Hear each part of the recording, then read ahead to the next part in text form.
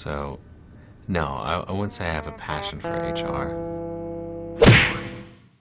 Welcome back to Human Resources for the People. It's a human capital revolution. So, the EEOC has released a new technical assistance with respect to artificial intelligence. We'll get right into what that means, what that looks like, and what does it even matter, really. So, the EEOC released a technical assistance titled Select Issues Assessing Adverse Impact in Software, Algorithms, and Artificial Intelligence Used in Employment Selection Procedures under Title VII.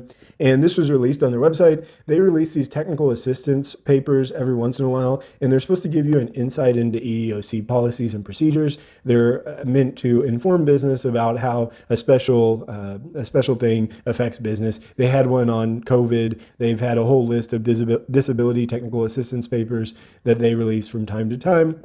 They're pretty important because they teach businesses how to read the EEOC. But we'll get into this one because this one is unique. So first, they go through a long list, but they define AI or artificial intelligence because that's on the top of everyone's mind right now. And it says some employers and software vendors use AI when developing algorithms that help employers evaluate, rate, and make other decisions about job applicants, of course. And we've been doing that for hundreds of years without AI, right? This is, it would be sort of specific. We have specific evaluations that we make, whether or not they're, useful or not. I think that that's fair, but it's true. We make certain specific justifications based on the resumes we receive.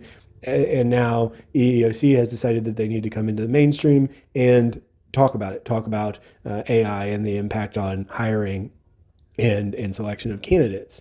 And so what they start to talk about is Title VII. And Title VII is the Employment Act that prohibits employment discrimination based on race, color, religion, sex, or national origin. And it prohibits intentional discrimination, of course.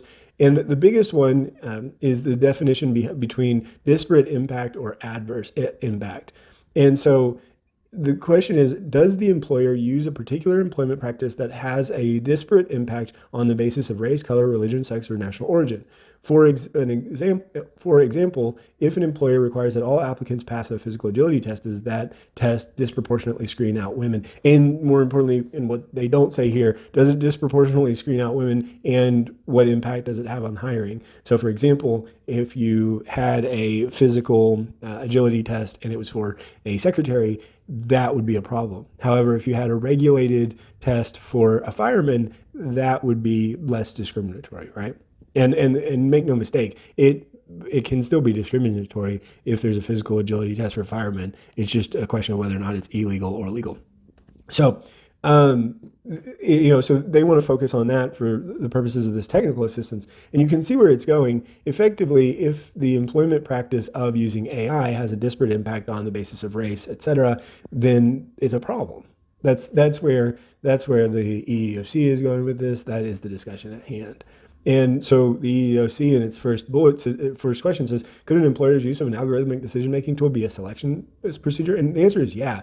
And we learned this, in Griggs versus Duke Power. So in this one, if I'm recalling correctly, in Griggs versus Duke Power, the Duke Power required a high school diploma for what was effectively a ditch digging job. And that had an adverse impact on the selection procedure and ultimately discriminated against African Americans. I believe this was in the 1970s.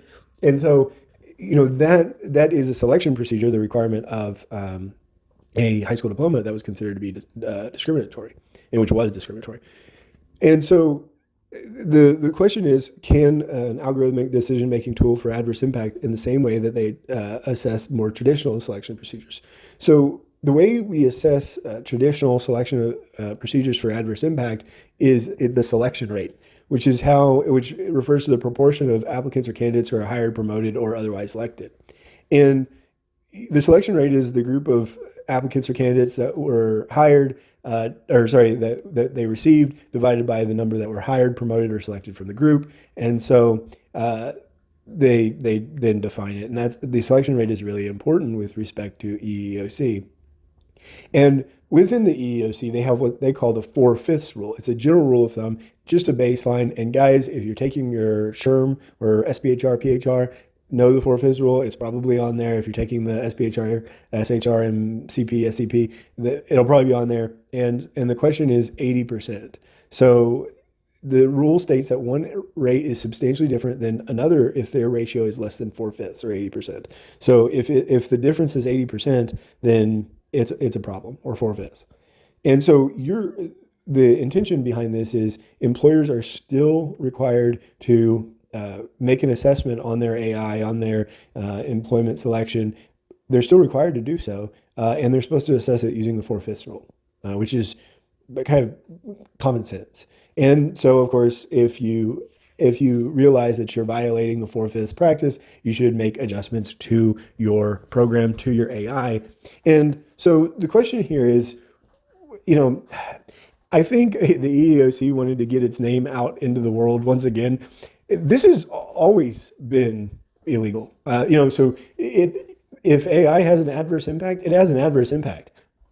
This was prohibited by the EEOC ever since Griggs versus Duke Power, and probably before that. It's always been considered discriminatory to have some sort of selection procedure.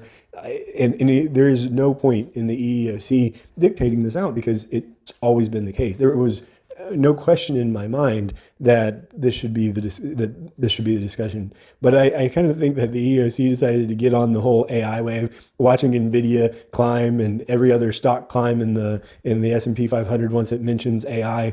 I think that the EEOC was hoping that its stock was going to climb. Let me know what you think in the comments down below. Does this change your mind about AI? Does this change your mind about the selection processes? I've done other videos on AI. I think it's a very interesting area, but it's also, with respect to hiring and firing, I really don't think things have changed a whole lot. I guess we'll see. Let me know in the comments down below. Like, share, subscribe, and we'll see you on the next video. Bye, guys.